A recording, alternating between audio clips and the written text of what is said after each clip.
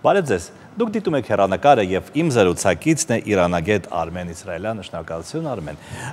Մեր ինֆորմացիոն առիթը մեր հանդիպման այն է, որ Իրանի խորհրդարանը մի քանի օր առաջ վավերացրել է Նորդուզ Մեղրի սահմանային դարպասի օգտագործման մասին օրինագիծը։ Ինչ նորություն կա այստեղ, այսինքն սահմանը կար, դարպասը կար, մաքսակետ կար և այն ամեն ինչ կար Հայաստանի և Իրանի միջև։ Հիմա ինչն է ավելացել դրան։ Իրանի Նորդուզի և Մեղրի անցակետի համատեղ օգտագործման մասին պայմանագրի ստորագրումը վերջին 1-2 տարվա ընթացքում Իրանի և Հայաստանի միջև իրականացվող գործընթացների տրամաբանական շարունակությունն է։ Այսինքն վիզային ռեժիմի չեղարկումից հետո և այլ գործողություններից հետո, որոնք որ երկու երկրների միջև տեղի ունեցան, պայմանագիր ստորագրվեց երկու անցակետերը համատեղ օգտագործելու վերաբերյալ։ Ինչ է իրենից ներկայացնում այս համաձայնագիրը, սա շատ կարևոր է և կխթանի նախ և առաջ երկկողմ առևտրաշրջանառության ծավալների մեծացմանը։ Առաջին հերթին համատեղ երկու անցակետերը, երկու օրգանները միմյանց պետք է փոխանակեն տեղեկատվություն սահմանում տեղի ունեցող գործընթացների վերաբերյալ, իհարկե մաքսային ձևակերպումների։ Պետք է համաձայնեցվեն մաքսային ոլորտում այն ընթացակարգերը, որոնք որ առանձին երկրներում գոյություն ունեն։ Առաջացած խնդիրների վերաբերյալ պետք է համապատասխան տեղեկատվություն փոխանակեն և տան անհրաժեշտ լուծումներ։ Եվ մի շարք այլ գործընթացներ, որոնք կհեշտացնեն նախ մեր երկու երկրների քաղաքացիների ազատ մուտքի ապահովումը։ Երկրորդը հնարավորություն կընձեռեն, որպեսզի բեռնափոխադրողները ավելի հեշտացրած կարգով և առանց մաքսային ոլորտում այդ ձգձգումների կարողանան արագ տեղաշարժվել, նաև հետագայում, եթե հաջողություն ունենա, նպատակ կա, որպեսզի այս անցակետը դառնա միջազգային տարանցիկ ուղղություններից մեկը, որը Իրանին կապում է տարբեր երկրների հետ, մասնավորապես այս հատվածը գտնվում է Իրանի այս հատվածը գտնվում է Պարսից Սև ծով կոչվող միջանցքում, այսինքն Իրանը Հայաստանի, Վրաստանի Սև ծովի միջոցով կապվում է Եվրոպային, սա այն միջանցքի կարևոր ուղղություններից մեկն է, որը որ պետք է իրականացվի։ Իսկ դա մոտավորապես նույնը ինչը կա արդեն Հայաստան-Վրաստան երկու անցակետերում, թե ավելի քայլ առաջ է, այսպես ասած։ Կարծում եմ մի քայլ առաջ է նաև անցակետ մաքսատան տներում, նաև արդիականացման խնդիրների վերաբերյալ խնդիրների հարցում կարծում եմ որոշակի գործընթացներ կիրականացվեն և այն գործողությունները, որոնք նշեցի վիզային ռեժիմի հետ կապված և այլ ծրագրերը, որոնք որ մենք հեռանկարում ունենք Իրանի հետ զարգացնելու, կարծում եմ այդ ծրագրերից մեկն է։ Եվ Իրանի խորհրդարանում մի քանի անգամ քննարկվել է այս հարցը և տարբեր պատգամավորներ, տարբեր տեսակետներ են հայտնել, իհարկե մեծ մասը դրական է արտահայտվել և նույնպես փորձագիտական եզրակացության մեջ հատկապես կարևորվել է այն հանգամանքը, որ անհրաժեշտ է ավելացնել, մեծացնել Իրանի և Հայաստանի միջև առևտրաշրջանառության ծավալները, որոնք գոհացուցիչ չեն։ Խոսվում է տրանսպորտային միջոցների մուտքը առանց երաշխիքային և ճանապարհային վճարների թույլատրելու մասին, այսինքն դա կիչեցնի առևտրի ինքնարժեքը և երևի կնպաստի մեր և իրանցի բիզնեսմեններին։ Իհարկե, դա նախ և առաջ մի, այսպես ասենք, հոգսից կազատի և հասարակ քաղաքացիներին և գործարարներին։ Մինչ այդ գործում էր այլ սակագին, $500 համարժեք գումար պետք է ներկայացվեր, այնուհետև հետ վերադառնալուց այդ գումարը վերադարձնել գրավ, որպեսզի ավտոմեքենաների հետ կապված վաճառք և այլ խնդիրներ տեղի չունենան։ Մոտ 6 ամիս առաջ էր Իրանի կառավարությունը այս որոշումը վերանայեց և $500 նվազեցվեց մինչև $90 և սա կարծում եմ շատ կարևոր է, նաև վիզային ռեժիմի չեղարկման պայմաններում շատ հեշտությամբ կարող ենք արդեն քաղաքացիները ելումուտ իրականացնել։ Այսինքն ոչ միայն բիզնեսմենը, այլև զբոսաշրջիկը երևի, իրանցի և հայ զբոսաշրջիկը կարողանան։ Նախ և առաջ նաև քաղաքականության Հայաստանի առաջնահերթություններից մեկն է Իրանի հետ տնտեսական հարաբերությունները խորացնելու, նաև փորձում են Հայաստանը նահանգների միջոցով, Իրանի դեպքում նահանգների, Հայաստանի դեպքում մեր միջմարզային համագործակցությունը զարգացնել։ Հյուսիսային շրջանների իրանական արևելյան ատրպատական, արևմտյան ատրպատական եւ մեր Սյունիքի մարզի միջև տնտեսական կապերի խորացումն է որպես կարևորություն դիտարկվում եւ Հայաստանի կառավարության կողմից Սյունիք ազատ տնտեսական գոտու ստեղծումը, Իրանում արդեն գործող առանց տնտեսական գոտու ստեղծումը, կարծում եմ նաև այդ կնպաստի, որպեսզի միջնահանգային, միջմարզային համագործակցությունը եւ ավելանա եւ նաև Սյունիքի մարզում մեր կողմից օդանավակայանի վերականգնումը ես կարծում եմ նաև այս ընդհանուր այս ծրագրերի բաղադրիչներից մեկն է հանդիսանում, որը անշուշտ իր ազդեցությունը կունենա։ Իրանի խորհրդարանում այս օրինագիծը, ինչպես արդեն ասացիք, բավականին մեծ ճնշող մեծամասնությամբ ընդունվեց, կարծեմ 2 պատգամավոր էր դեմ թե 3։ Դա արդյոք նշանակում է, որ Իրանի հասարակությունը ունի կոնսենսուս Հայաստանի հետ հարաբերությունների հարցում։ Այո, ես կարծում եմ դա այդպես է եւ բարեբախտաբար, որ այդպես է, չնայած առանձին դեպքերի, առանձին պատգամավորների կամ հոգեվորականների կողմից երբեմն ոչ հայանպաստ հայտարարություններ են հնչում, սակայն պետք է ասել, որ ընդհանուր առմամբ եւ լրատվամիջոցներում, եւ հասարակական, քաղաքական շրջանակներում, եւ բարձրագույն պաշտոնական տեսակետներում մեծ մասը ի նպաստ Հայաստանի հետ հարաբերությունների զարգացմանն է եւ երկու դեմի դեպքում մեկ դեմը ավելի շատ իրավական ոլորտին էր առնչվում, որը ըստ падգամավորի կարծես թե հակասում էր իրանական օրենքներին, որը վերաբերում էր այդ տեղեկատվության փոխանակմանը, արագ փոխանակմանը, ինչ որ դրա վերաբերյալ մտահոգություն ուներ, իսկ մեկն էլ հայտնի падգամավոր է, որը զուտ քաղաքական, որը թյուրքախոս բնակչության ականջը շոյելու եւ նրանց դուր գալու համար բարբերաբար նմանատիպ հայտարարություններ է հնչեցնում, երկու ձեռնպահ է ընդհանրապես։ Այդ նույն քննարկման ժամանակ իրանցի падգամավորները խոսում էին ԵԱՏՄ-ի մասին, այսինքն նրանք կարծում են, որ այս պայմանագիրը, այս օրինագիծը կնպաստի Իրան-ԵԱՏՄ հարաբերություններին։ Կարծում եմ այո, որովհետեւ վերջին շրջանում նկատելի է, որ Իրանը ակտիվ բանակցում է ԵԱՏՄ-ի հետ եւ տարբեր ապրանքատեսակների շուրջ է փորձում համաձայնության գալ, որպեսզի կարողանա հեշտացված կարգով արտահանել ԵԱՏՄ-ի շուկա եւ բարեբախտաբար նաեւ Հայաստանն էլ իր մասնակցությունը ունեցել է այս բանակցություններում որպես միջնորդ, տարբեր մակարդակներում Հայաստանը իր առաջարկությունն է ներկայացրել եւ իհարկե Իրանը շահագրգռվածություն ունի բարձր մակարդակով։ Իրանի նախագահ Հասան Ռուհանին, երբ 2016 թվականի վերջին այցելեց Հայաստան, այցի շարունակությունը կամ այցի բաղադրիչներից մեկը նաև ԵԱՏՄ-ի Իրան-ԵԱՏՄ Հայաստան համագործակցության վերաբերյալ քննարկումներն էին եւ Հայաստանից հետո Ռուհանին այցելեց կենտրոնական Ասիայի երկրներ, մասնավորապես Ղազախստան եւ Ղրղզստան եւ նաեւ օդանավակայանում մինչեւ Հայաստան մեկնելը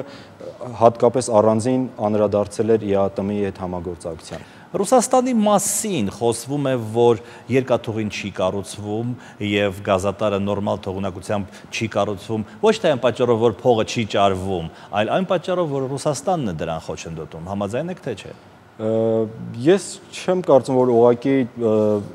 շատ մեծ ազդեցություն կա, գուցե տարբեր ռուսական, տարբեր քաղաքական շրջանակների կողմից այլ կարծիքներ են հնչում մեր երկկողմ համագործակցության վերաբերյալ, բայց ես կարծում եմ, որ անկախ ամեն ինչից Հայաստանը պետք է իր առաջնահերթությունների շրջանակներում իր օրակարգային հարցերից մեկը դիտարկի Իրան-Հայաստան երկաթգծի կառուցման հարցը, անկախ դրանից ինչ ֆինանսական միջոցների հետ է կապված, կարելի է բաժանել տարբեր փուլերի, տարբեր ձևաչափերով այդ խնդիրը, այդ հարցը լուծել։ Ինչ վերաբերում է գազին, Ես կարծում եմ, որ Ռուհանիի պաշտոնավարումից հետո, հատկապես նաև միջուկային համաձայնությունից հետո բարեբախտաբար Հայաստանի տարածքով իրանական գազը արտահանելու վերաբերյալ խոսակցությունները ակտիվացան եւ բարեբախտաբար այդ խոսակցությունները նաև ունեցան որոշակի գործնական քայլեր, այսինքն թեկուզ փոքր խմբականակով, բայց այնուամենայնիվ համաձայնություն ձեռք բերվեց Հայաստանի տարածքով իրանական գազը արտահանել Վրաստան։ Շարունակենք զրույցը իրանագետ Արմեն Իսրայելյանի հետ գովազդային ընդմիջումից հետո։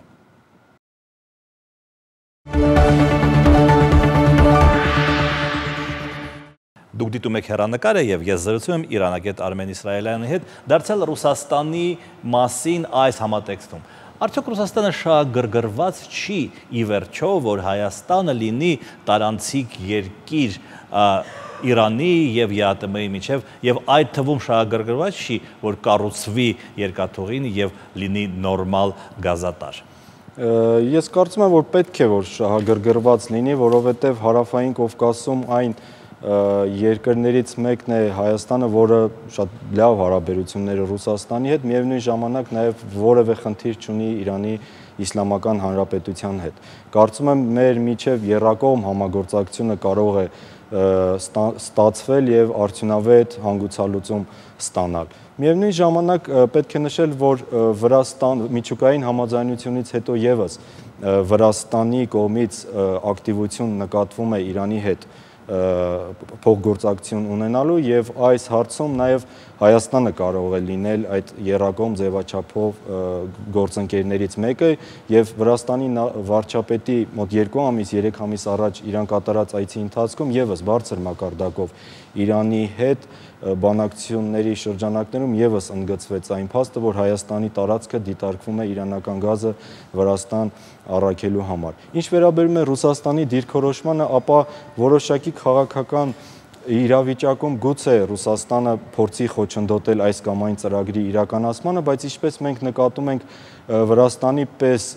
երկրի հետ, որը ունի բազմաթիվ խնդիրներ Ռուսաստանը, վերջին շրջանում նրանք համագործակցում են եւս երկաթուղային կապ հաստատելու եւ բեռնափոխադրումներ իրականացնելու համար։ Այդ առումով Հայաստանը չեմ կարծում, որ պետք է կաշկանդված լինի եւ պետք է մենք մեր օրակարգը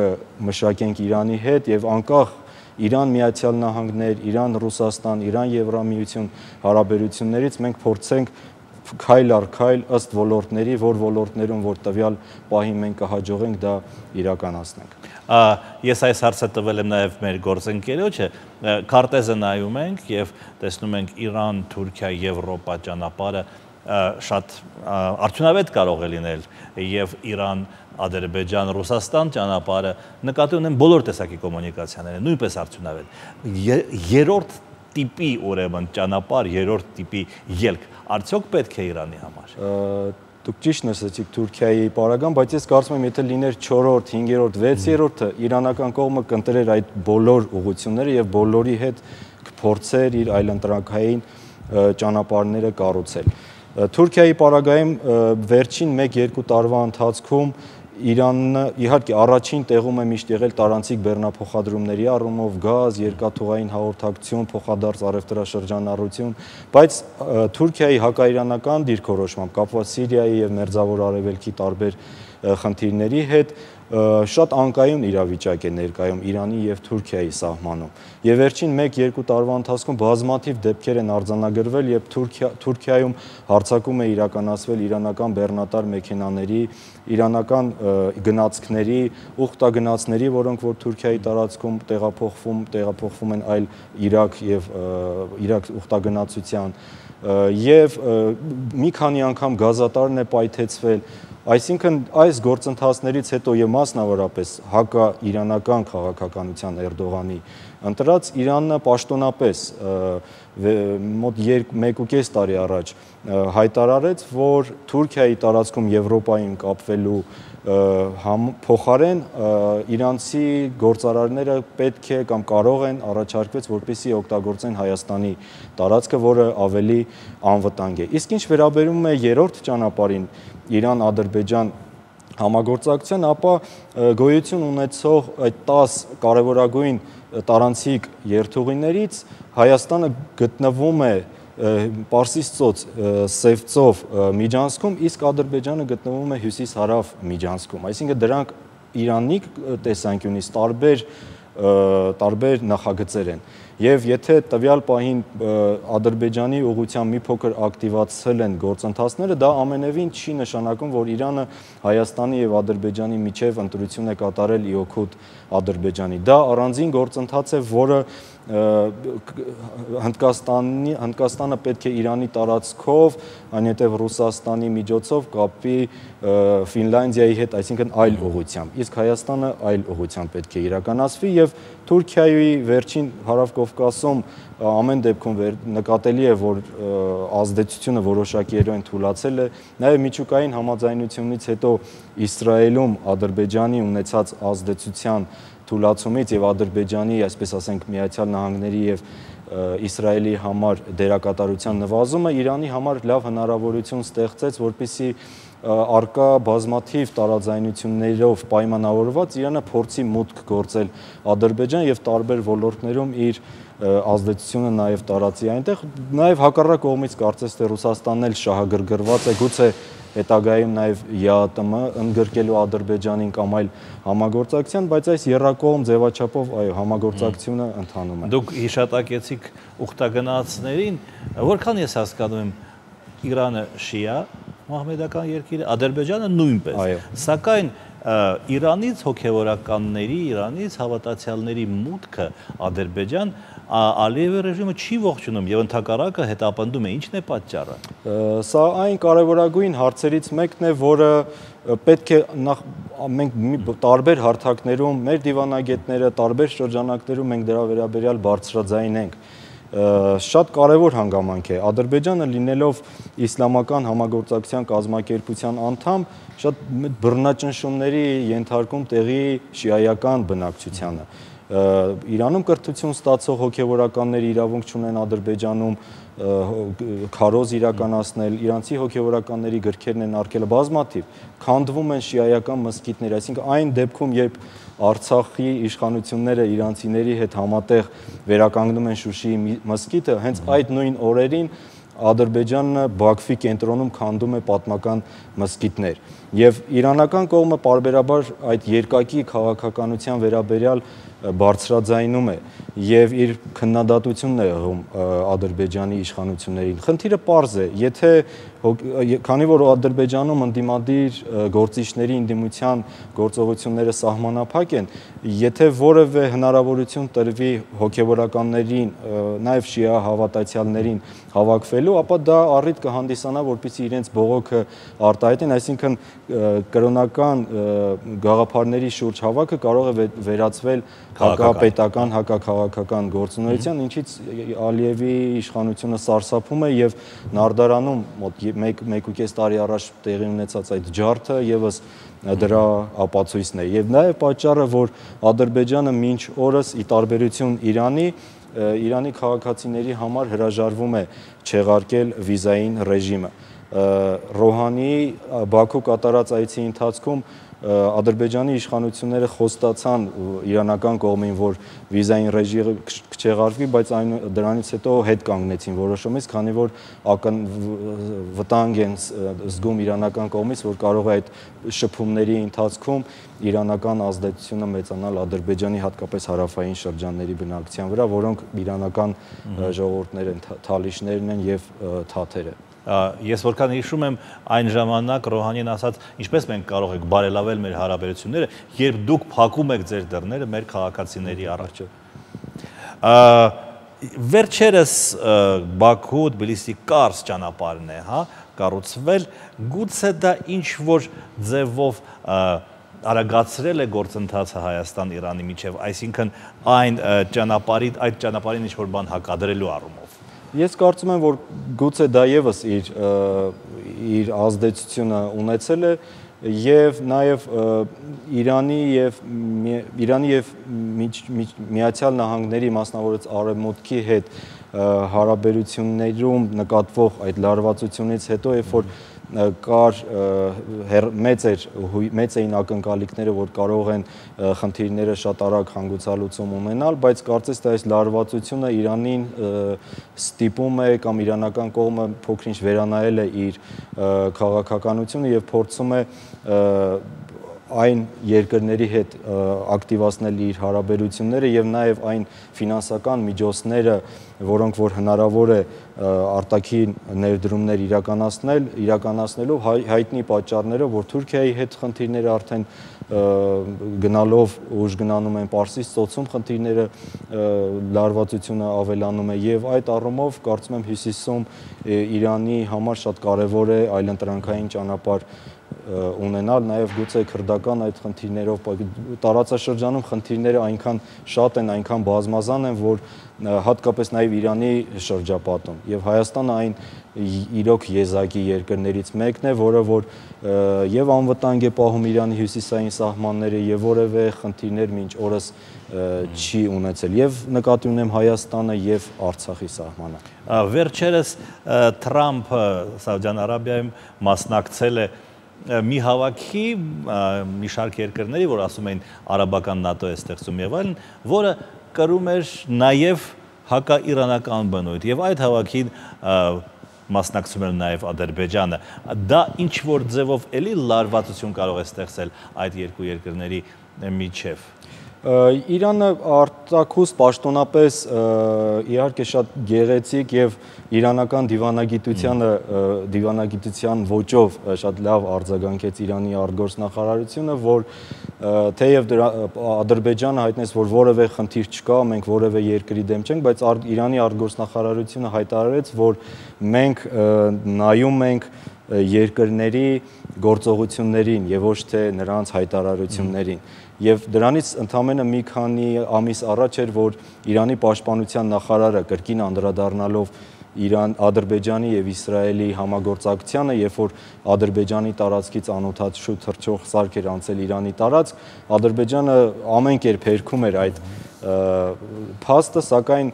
կրկին Իրանի պաշտպանության նախարարը շատ հետաքրքիր արձագանքեց Բաքվին, նշելով, որ ես անձամբ Ալիևին դրա վերաբերյալ ճշմարտությունը ասացի եւ նա այլ ելք չուներ, քան ընդունելու իրականությունը։